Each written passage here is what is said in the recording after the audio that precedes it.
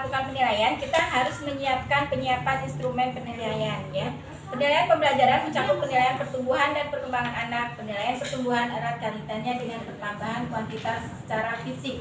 Misalnya, jadi bukan hanya perkembangan 6 aspek perkembangan tadi ya Bu. Jadi pertumbuhan anak juga perlu kita amati, perlu kita nilai dari berat badan, tinggi badan, terus lingkar kepala mungkin ya. Itu menjadi aspek penilaian kita juga. Jadi sebagai laporan kepada orang tua nanti, orang tua murid. Itu saja mungkin. Pengamatan. Pertumbuhan anak dapat diamati secara langsung oleh pendidik, namun data pengukuran pertumbuhan akan lebih objektif dan dengan menggunakan alat ukur, yaitu misalnya pengamatan untuk pertumbuhan anak, berat badan dengan timbangan, lingkar kepala dengan meteran gitu. Jadi tidak bisa dikira-kira ya Bu, harus dengan alatnya langsung gitu. Jadi data yang kita dapat itu betul-betul otentik dari hasil kita mengamati dengan alat-alat tersebut. Nah, sekarang pencatatan ini merupakan yang penting ya Bu dalam pencatatan itu sebagai dokumen kita, dokumen otentik kita untuk laporan kepada orang tua, kepada kepala sekolah mungkin gitu kan. Manusia mempunyai kemampuan mengingat yang terbatas. Karena begitu, banyak peristiwa terjadi setiap harinya, baik yang berkesan maupun yang biasa saja. Itu tidak akan kita ingat selamanya ya Bu, karena kemampuan mengingat kita itu yang terbatas. Maka dari itu kita memerlukan pencatatan, di mana pencatatan itu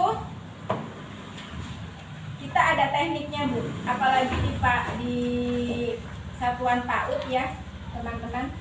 Di satuan PAUD itu ada beberapa teknik dalam pencatatan, diantaranya catatan anekdot, sudah pernah dengar ya?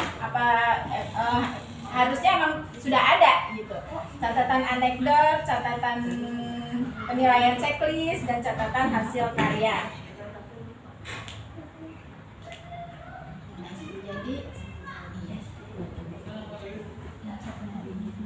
saya awali dari catatan anekdot. Catatan anekdot adalah catatan peristiwa yang bermakna yang terjadi pada anak dalam situasi tertentu. Jadi bukan hanya selama ini yang kita tahu catatan anekdot itu yang luar biasa, yang jelek-jelek ya Bunda ya. Kenyataannya tidak seperti itu.